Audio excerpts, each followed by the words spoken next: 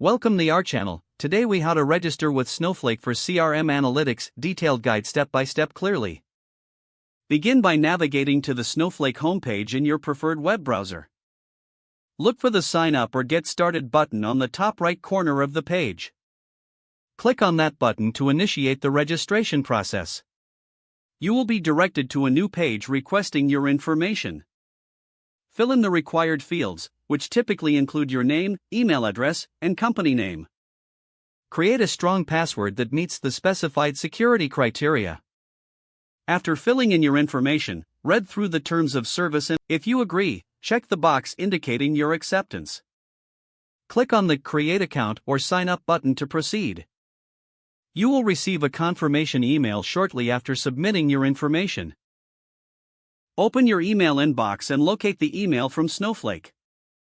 Click the verification link provided in the email to verify your account.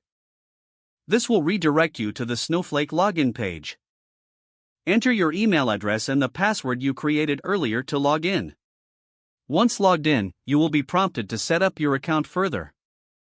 Choose your desired cloud provider and data region for your Snowflake account. After selecting your preferences, continue following the prompts to complete the setup. You may be asked to provide additional details about your CRM needs. Once all required information is complete, save your changes. You will now have access to your Snowflake dashboard.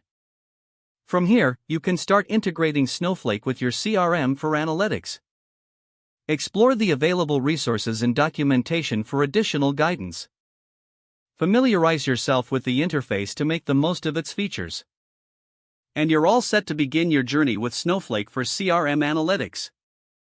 If the page does not load, refresh the browser or try again in a private or incognito window. Make sure you are using the correct email address, then retype it carefully to avoid small typos. If your password is not accepted, use the reset option and create a new strong password you can remember. Check your spam folder for verification or security emails, then complete any requested confirmation steps.